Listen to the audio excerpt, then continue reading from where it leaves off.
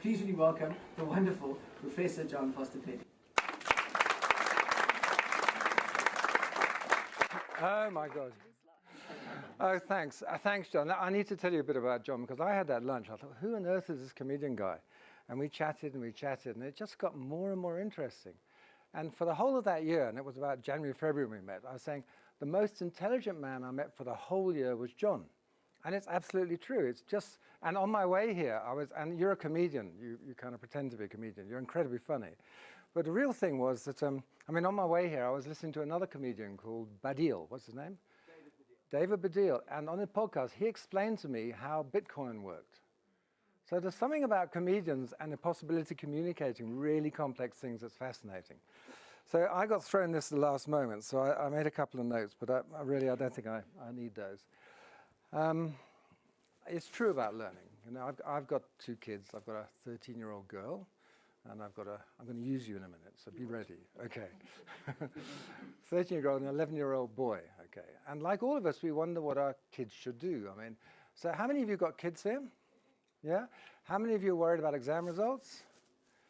You're not worried? Really? So there's this whole thing about the future of our children depends on how they do in their exams, right? Fantastic. And it's incredibly important. Of course it's important. It's unbelievably important you do well in your exams. You have to get A's. In fact, the MBA students, if they don't get A's, they're destroyed. Their personality is under attack. Their whole human existence is under attack. Your importance in this life is under attack. If you don't get an A, you're finished. You know the feeling. It's like, oh, I'm shamed. I can't tell anybody about that. But it's absurd. It's totally absurd. Any accountants here? Right, good. So what happens in the accountancy exams, there's a bell curve, okay? There's a bell curve. And only about 15% of people can get A's. Does that make sense? And so they make sure, so there's thousands of people taken, 15% can get A's. So what happens if a lot of people have a really good teacher, or a lot of people one year do really, really well, okay? And they have 30% of people who get A's, right? So what do you think they do to the bell curve? They shift it, right? So only 15% get it. Because the accountancy exams are a protected entrance to a community of practice, which is called accountancy. So you only want so many people in, otherwise there's too many and the accountants don't earn enough money because of demand and supply. So they shift the bell curve. What happens next year, that everyone gives up because it was too hard or whatever, and they don't work so hard. And you find that only 5% get A's. What happens to the bell curve? They shift it up. So this is absurd. If you know that if there's only 15% of people can get an A, and you know that if somebody else gets an A, they might take your A away, are you going to work with them? Crazy, isn't it? You're not. And so what you're going to do is you're going to compete and hold that person back, right? It's rational. Do you work better when you're learning collaboratively or when you're learning individually? Yeah, you reckon collaboratively, right? You're all sure about that? So collaborative learning. So isn't this an amazing education system we've got that goes all the way up to professions that's got this built-in disincentive to collaborative learning, which makes everybody more stupid, right? So everybody is stupider because of the education system that stops you collaborating. That's totally weird. And yet we collude with it for our children. Okay, we collude. So obviously it's really good to do those things that really work. I was at the All Africa Business Leadership Award yesterday, and I'll see if I can find this. I've got a photograph of a chap here, really interesting chap. And I just want to show you this picture because some of you might recognize him. You can't see it, but maybe some can. Do you know who that is? That's you. No, the other way. Okay. That's a guy who won a thing. He won one of the awards. And he stood up there and said, this is what he said. He said, I saw a photograph of Warren Buffett. He had a huge smile on his face. He was 85. And he had a fantastic smile. And he said, why have you got a smile on your face? Because I've given away $20 billion. So this guy said, well, okay, well, I want to have that smile, he said. So I've just given away 1 billion rand. And I'm going to give away another 5. That's Yanni Mouton, CEO of PSG. And he won the Philanthropist of the Year award. He spent his whole life making massive amounts of money. Now he's going to give it away to make education better. Okay. And this is really interesting. I started to think, why the heck are we working, or why are we studying? What are we raising our kids for? So, and what is important? Another guy won an award, and I can't remember his name, but he's created a way to create pure water, which he sells in, what's his name? Eye water or something. Eye drop, that's it. And he's got this machine that he puts all through the townships, and people go with their containers. You put a rand in, and you get 5 liters. And that's solving the problem. And he's got a business model that makes it useful for the people in the spa shops, etc. They can make money out of selling cheap water, pure water. And 2 billion people in the world don't have pure water. Now, why he won the Entrepreneur of the Year award was not because he'd invented a way to purify water, but he'd invented a way to get a new sort of business model, a new business model, a new business model. So what we're talking about here is, how do we teach people to do new business models easily? I mean, this is where I need you. Okay. What's your name? Dennis. Dennis, hello. Dennis, I need you to look at Dennis. Admirable, smart, handsome. Absolutely. Okay. And we're going to play with Dennis. We're going to play with Dennis here. Okay. He is. You can see, look, his admirers sitting here. They love him. So let's say, if we paid Dennis enough money, do you think he will do more or less as we say? Would you? I'm a slut, yes. Yeah. And would you? Would you be more or less obedient in a corporate? Yeah. Would you do kind of? Yeah. So you could do that. Okay. If we pay Dennis enough money, do you think he'll work hard? Would you work hard? Absolutely. Absolutely. So obedience and diligence, right? If we pay, and I know you're really clever, I can see that. Just masking. If we pay Dennis enough money, he's highly qualified and he's educated, do you think he will use his intellect? Yeah, would you? Would you bring your intelligence and your intellect?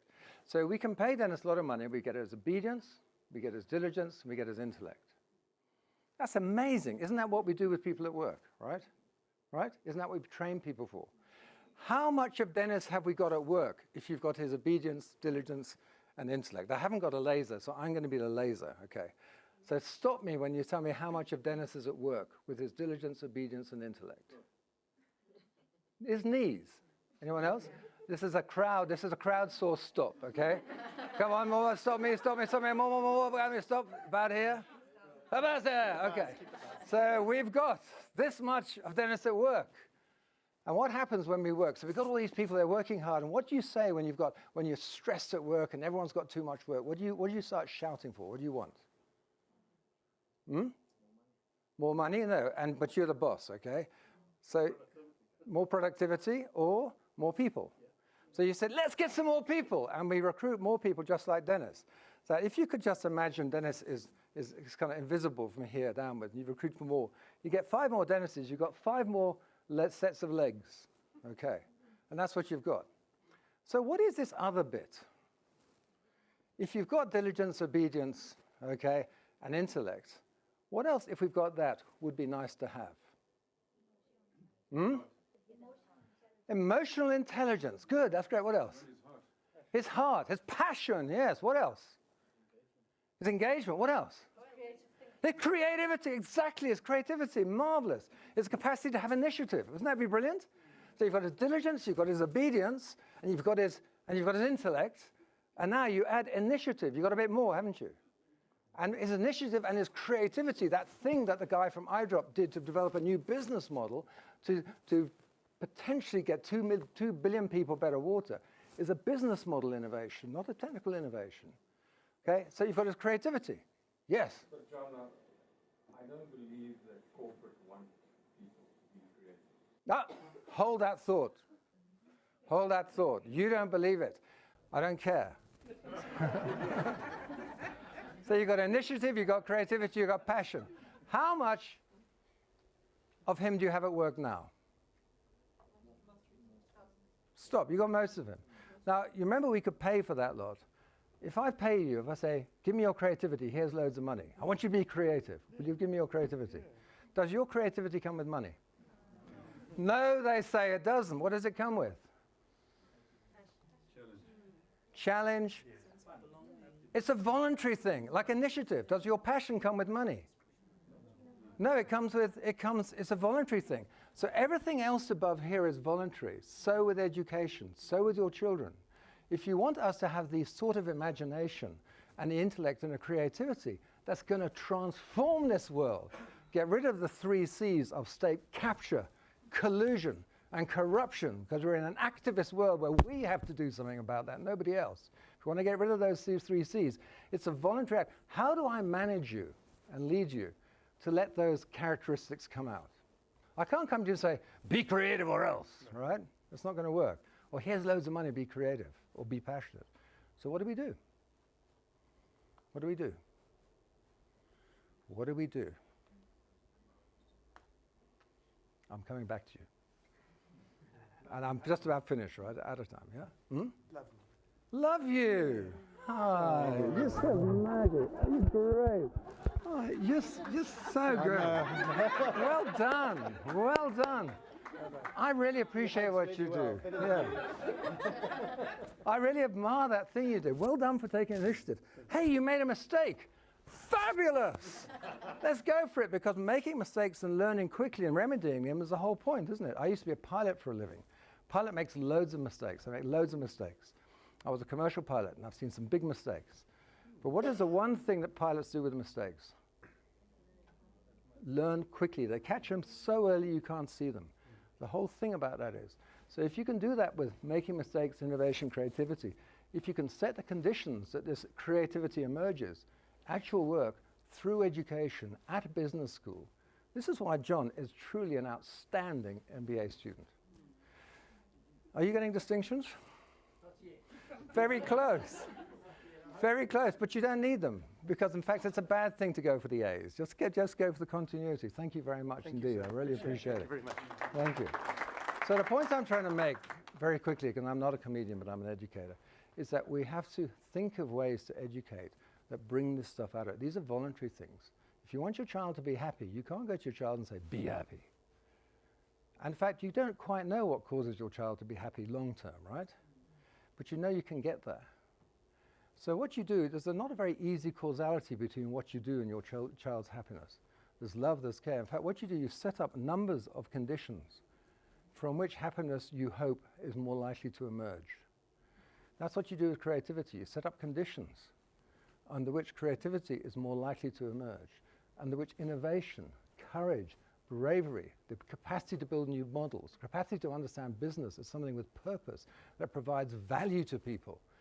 So if we don't think about our job, we think, what value do we do? How do business create value in the world to build a better society, to lift people out of poverty? That's what business is about, and that's what we're about. So thank you very much.